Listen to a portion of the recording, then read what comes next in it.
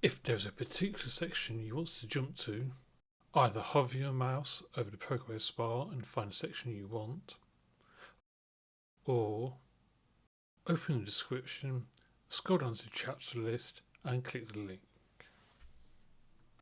Yeah, I've got one. I'm interested in the book module. I'm in a situation now. I've took all these 300 photos. I'm down to 50, and I need to send that 50 in a photo book to 10 people. Yes, this is done via Blurb. We know that Blurb is a good quality manufacturer, but they're not necessarily the cheapest manufacturer, but they are good. So if I was going to do that, well, let's just click into book, and I've discovered all my collections are there, but all my images, my folders of images aren't there. So what I would do, and I might even have done this one, let's just come out of there, close, photo book of family. So you pull in all your 50 images that you've chosen into a collection, and it's your work in progress collection. So we've now got 30 images in a folder called photo book. So we go into book, and there we've got 30 pictures in that folder. The bits up here are all the details that if you went onto Blurb's website, these are the things that would be on there. What size? Large square, standard landscape, hardcover and a dust jacket, type of paper. Everything that's you would be choosing is there. And are those prices up to date? Does it somehow keep They them? should keep up to date, I believe. Yes. So auto layout. I'm going to press this and I don't know what's going to happen, but we'll soon find out. No favorites. Obviously the one we called Cheryl's book I'd been playing around with as well. So pages, you can create a book. So this is the sort of way that John would have created our 60th anniversary book, but I don't think he would have done it through Lightroom, but you can do whatever you need to do. So you can create a page. So let's add a page. Here's a page, and I can put some guides around here, because when you send a book to print, they have to have something called a bleed, which is the bit that doesn't print. You tend to have a margin because you don't want your pictures right on the very edge of the page because it looks rubbish.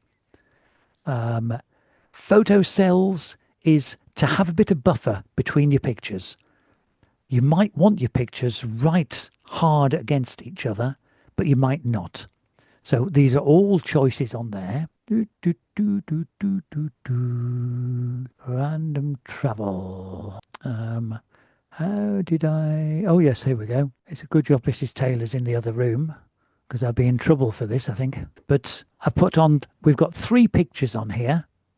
Gerald's mum and dad. So you can grab the pictures and pull them in. Once they're there, you can move them around and get them in the right place. And somewhere I should be able to grab this and move the complete folder around. Yeah. Oh, that square right in the middle. Yeah. So here's another folder, and right, here we go. So we're going to pull them in from the strip at the bottom. And I don't know why anyone wants a hole. So we'll lose a hole. That is bushcraft. That's called a gypsy well. So if you were wanting to find water in the middle of nowhere, you would dig a hole. And right, so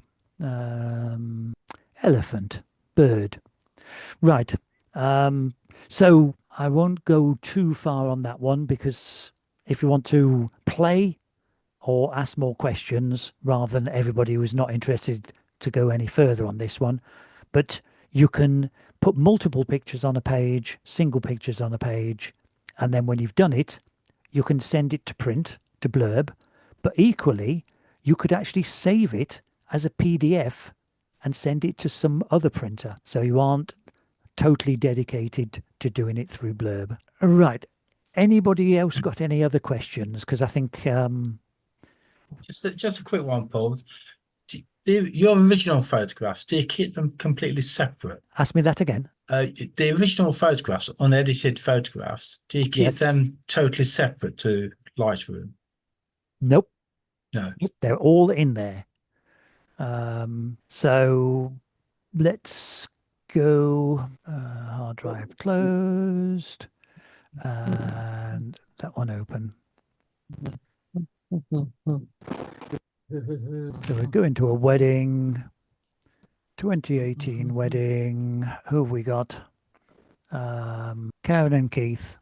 So there's a set of wedding pictures, Hampton House, Hampton at Glenfield Registry, and the reception afterwards.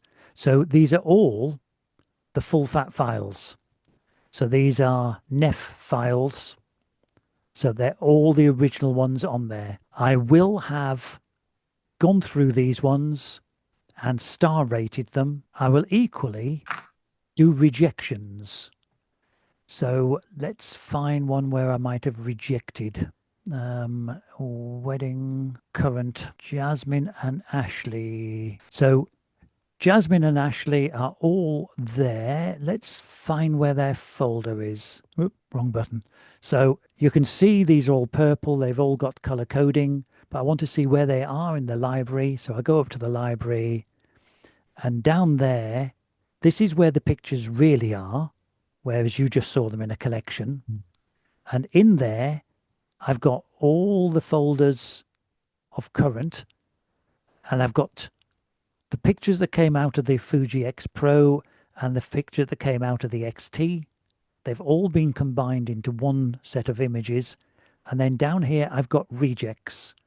So everyone in here is rejected, but I haven't got rid of it yet, because I might need it. If on a wedding picture, if I get rid of this one, it could be I need something from that picture to make a different picture. So it could be the picture they chose, her hands were wrong, and I want to move the hand or the bouquet. So I won't get rid of any pictures yet in case I need. I might need her eyes. No, I don't need her eyes. They're out of focus. That's why she's rejected, etc. But no, all the originals are within Lightroom. Because I have a bit of a nightmare sometimes. I go through them to edit the photographs, and I think so far I don't want these, and then to permanently delete them, I really have trouble sometimes. Yes. I think so. I'll delete this, and 10 to 1, I'll then think to myself, I need that photograph. Yes. So I never do, but I reject. And how the easy way to reject, you do a flag. You do the X flag, and then you highlight them all, and you just move the whole lot into a reject folder. Yeah. And as simple as that, they're still in the parent folder. Yeah. So that folder there contains all those subfolders. Did that answer your question? Yeah, very, very good. Thank you. Anybody else got anything? Just one more thing, Paul. Yes. When we're bringing the images in from, say, the SD card or whatever, we're importing them into Lightroom. Yes. When would you export them? I would export them when I want to send them to print. I want to send them to photo entry, or I want to send them to for use in Facebook or anything else. So yes, good question. Let's choose one picture, and it could be this one. So I can go into my export, and it asks me various questions. The only things I'm interested is where I want to export it. And most of the time, I want to be on my desktop. So I can choose. So I can go into choose, go onto my desktop. I can make a new folder. I'm just going to say reject, then I can throw it away later. It's going to go into that folder. I can make a subfolder. If I click, inside that folder will be another folder called photo board. Yeah. What else could I do? I could rename it. My text is this custom text. So it could be, I want to rename it Facebook because it's going off to Facebook. So if I rename that one Facebook, it's now facebook.jpg. So that's happy. It's not a video, so I'm not interested in that. The file settings is going out as a JPEG, but did I want it as a PNG? Did I want it as a PSD? Did I want the original? Well, the original is, in this particular case, a JPEG. So I can do the original. But I could send it out in various formats. I can limit its size and I can limit its quality. So if it's a JPEG, I can limit its quality. I can go down to a very small one, or I can go up to a very big one. Not interested in that one. It's an early access. It doesn't exist yet. Image sizing. So I can send it out as centimeters, inches, or pixels. So if we're doing the club work, I've forgotten what the club longest side choice is, but let's assume that the longest size is 3800. Sorry? 3800. 3800. Okay. 3800. So 3800 pixels on the long edge. I could have it on the short edge. I could go into width and height and do all my cropping in this one. But I tend to just leave it on the long edge. And the resolution, 300 dpi. I could be sending it to the web at only 72. Anything else I'm interested in? Output sharpening, not interested. Metadata, not interested. Watermark, quite interested. So I've got images beyond words, large in the center. I've got various options that I've done through the years. I can put the copyright. So I could, if it was taken in 2015, I would have Paul Taylor copyright 2015. I can put something on the bottom of the image. Well, I'm going to leave that on, then you can have a look and see. So if I export that one now, that's going to go to my desktop. So there's the picture. And if I look at that one, imagesbeyondwords.com is in the middle, and I've labeled that one, which is batch labeling. So if I was if I was giving the bride and groom a quantity of pictures for Facebook, I would rather like them to have that on there. So I can batch everything that I send out. I can make it small enough for Facebook, and I can put that one on as I wish. Okay. I can and change has it left the original image within Lightroom or on the icon? Well, let's go and have a look. Where's the original image? Oh, it's there. So yes, it's exactly where it was. It doesn't have the watermark on it. Only the watermark that was exported. Could I put that watermark somewhere else? Yes, I could. I can make it bigger. I can put it right across the middle. I can put it anywhere we like. But it's a great way of making sure that your images stay yours. Yeah. So that's great because you can alter your image and export it that way. Yes. You set it up for the size that you want your projected images to be, for a club competition. Yes. Yeah. How do you create a watermark? Okay, so go to a different picture. Export. And we go into there. And we go down to Edit Watermark. So I put whatever I want on it.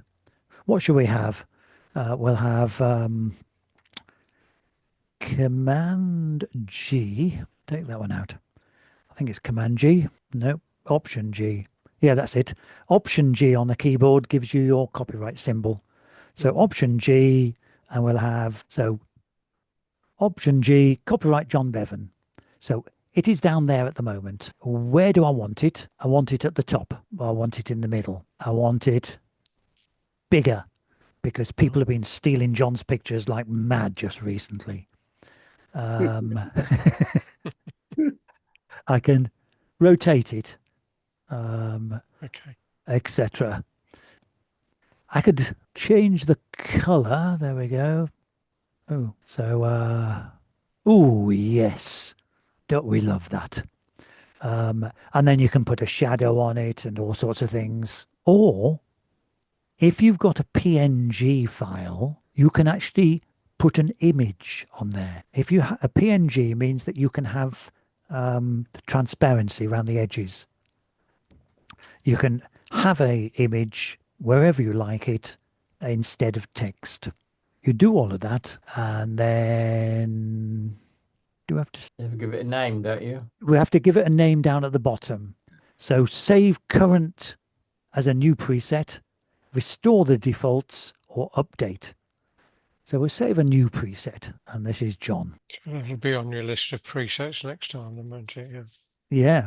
Yeah. So now we've done that, we've changed our mind. We're not going to export this one.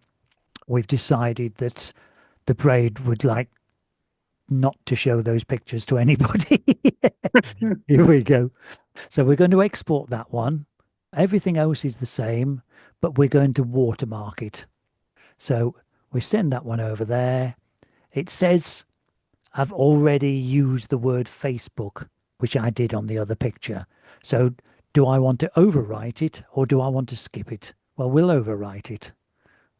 So there we go. And we can have a quick look. And there's John's copyright. Was that enough? Yeah. Yep. Brilliant. Yeah. So what about the opacity of the watermark? Opacity. Yeah, you can change that, can't you? In You your can. Yeah. So that one is going to be edit the watermark. Opacity is down there. Watermark effects. So yes, we can change the opacity on that one, Rudolph. Any more questions before we finish? Yeah, Paul. If you when you set keywords, define keywords for images, and then you edit an image and you export it as, say, a JPEG, does it write those keywords into the JPEG metadata? file as metadata? Only if you have a sidecar. So in its normal state, there isn't anywhere within a JPEG to store that information. So no, it doesn't transfer over. Right. Okay. Because when I think it transfers over as a TIFF and a PSD, but it doesn't transfer over with JPEG. Well, you see, when I've got JPEG files from the awarded images from Yes. some members, there are keywords written into the JPEG. There's a comments field or something, and there's comments. If we go into metadata, and I'm not quite sure. Oops, that's not the one we wanted. Boom, boom.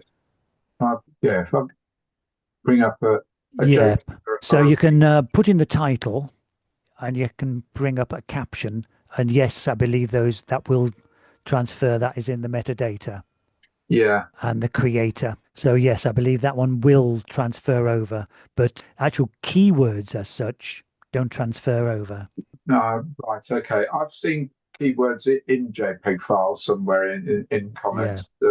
I won't name, but there's at least two members where I get the images, and they've got these in. So there is some program that puts it in, but I don't know. Yeah, but you're not sure whether Lightroom does that. I'm not. We'd have to put some keywords in, send them to you, and find out what happens. Right. We have the map module, which allows you to list where you took your pictures. If you've got GPS on your camera, you can use it on the metadata and label exactly where you took the picture. That's very useful, that is. It can be very useful. If you have an iPhone, you can use the GPS from your iPhone and send that information to modern cameras. So I can send it to my Fuji. Kate could send it to her Nikon. Canon now. Her Canon. Yes, I knew I'd get there in the end. Judy can send it to her Olympus. And I can't remember what Derek uses. Olympus. Yeah. Olympus. Oh, you're Olympus as well, are you? Yeah. And Phil, what are you? I'm a Canon man. You're Canon. So if you're using the more recent cameras, you can actually send the GPS information to your camera, and the GPS coordinates will log onto your metadata, and at which point they will go up they'll appear on the map. What I could do is, if the picture that I took of my laptop and my things I'd actually taken in, where am I? Sandringham. So if I'd taken them in Sandringham, I should be able to pull that into Sandringham. And let's take that picture in the King's Garden. Is that working? Yes, it is. So now I've got the metadata for that particular image down there, which I actually really took exactly where I'm sat. Yeah. But it appears that it's in the King's formal garden. So maybe I will have to ask the King to have my picture back, but who knows?